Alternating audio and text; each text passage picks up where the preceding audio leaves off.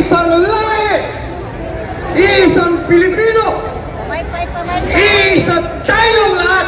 We are one.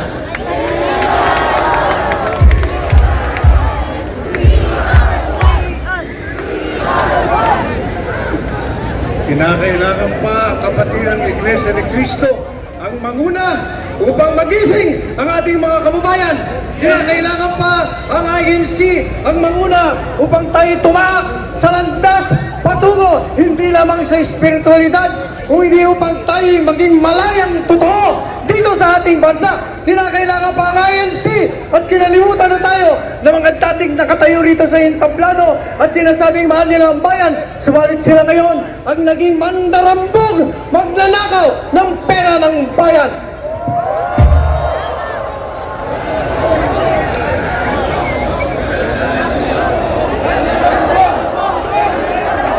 Mandarambongbong.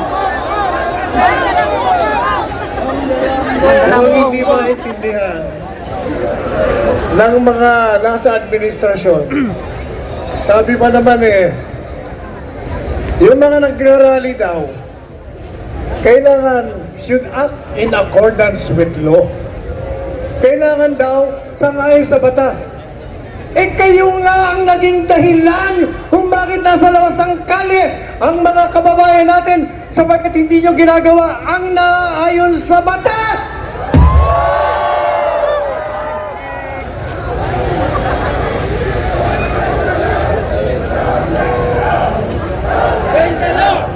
Don't bend the law. Don't bend the law. Hindi nila naiintindihan. Sabi niya, bakit selective justice? Sus Maria Joseph. Selective justice sapagkat ang inuusig niya lamang ay ang mga kritiko ninyo, yung mga naglalabas ng korupsyon, siya ninyong pinakukulong. Kaya selective justice ang tawag doon. Bakit hindi nyo maintindihan? Napaka-tangier nyo naman.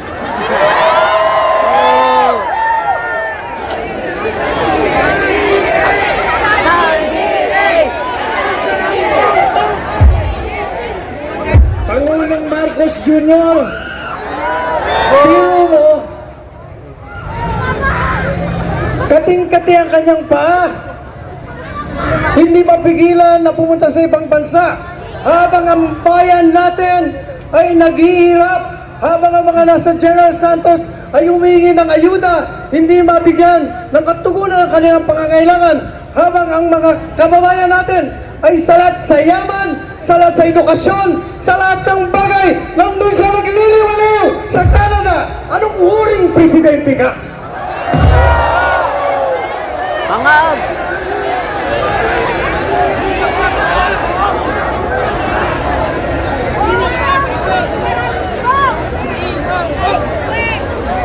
Tatapusin ko, maikli lang sasabihin ko. Sa wikang dayuhan, alam niyo ba kung ano ang pinakamataas na batas? Sa wikang dayuhan, sinasabi, salus populi est suprema lex.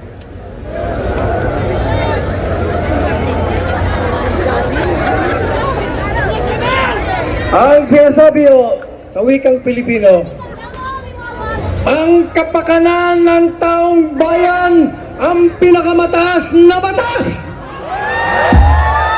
At kung inihingi ng taong bayan na ang pamahalaang iniluklok ng mga kababayan natin ay kinakailangan ng bumaba sa kapangyarihan, iyan ang pinakamataas na batas.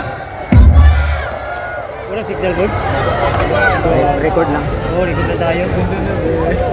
Sila po ay inihalal natin sa ngayon sa saligang batas. Isa lamang ang pangunahing layunin ng isang pamahalaan. Tayo ang lumikha ng pamahalaan. Ano ba ang layunin?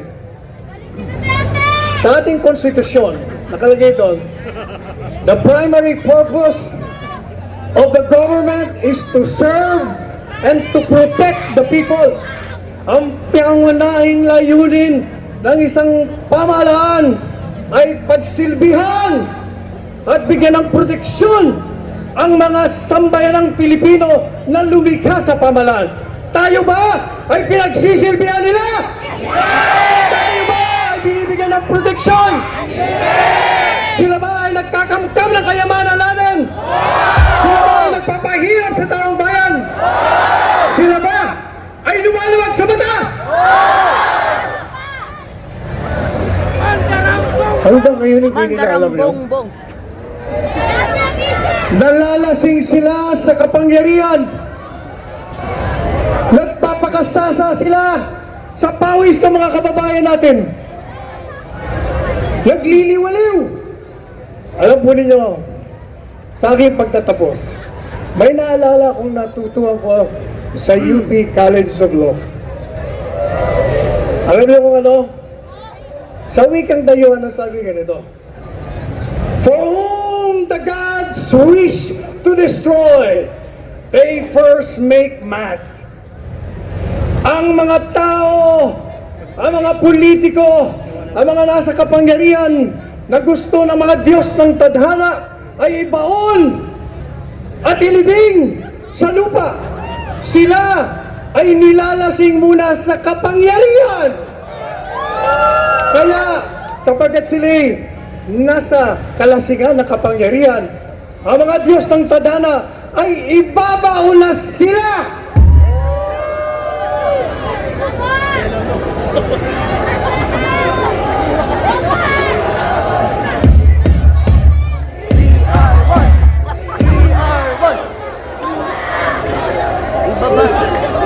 Biro nyo slogan natin, we are one. Pero sila, ayaw nilang sumali sa atin. Hindi sila kasama sa ating lahat. Anong gagawin natin sa kanila kung ayaw nila? Sunogin daw. Kaya mga kababayan ko, marami pong salamat sa mga kapatiran ng Iglesia ni Cristo sapagkat itong kapatiran na ito ang nagpakita I-record kasi. ng pagkakaisa. Yan ang panawagan nila mula sa puwan. Magkaisa tayo! Hindi po pwede magkawatak-watak tayo. Subalit, pag ang mga nasa kapangyarihan inilagay natin sa kanilang mga posisyon, ay ayaw magkipagkaisa, anong gagawin natin?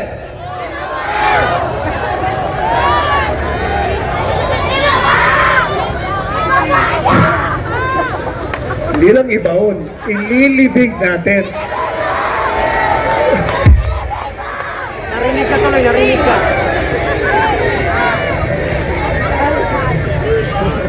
Kaya tananawagan po tayo sa mga nasa kapangyarihan ngayon.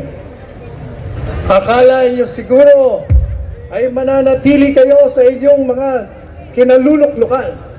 But let me tell you this, sasabihin ko na sa inyo, nabibilang na ang mga araw niyo! Nabibilang na ang mga araw ng pagnanakaw ninyo! Nabibilang na ang araw ng paglabag niyo sa batas! Darating ang panahon, yung ginagawa ninyo sa mga taong kritiko ninyo, ang mga pinakukulong nyo, kayo ang ipapasok sa bilangguan!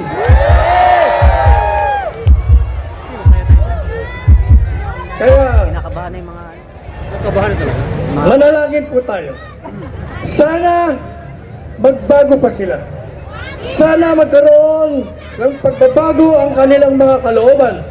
Sapagkat pag hindi, maniwala kayo hindi matatapos ang buwan na ito. Matatahimik na tayong lahat sapagkat sila'y mananahimik na. Ulitin naman natin. Iisa ang bansa. Iisa ang bansa. Isang lahi. Isang lahi. Isa ang bayan. Isang bayan. At isang kabayanihan. Isang kabayanihan. We are one. We are one!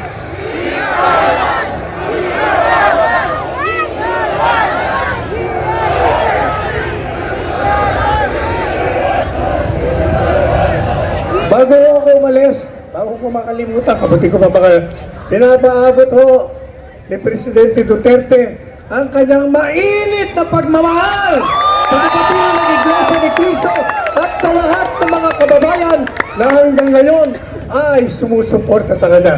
Maraming salamat! Mga kababayan, we are one! Thank you.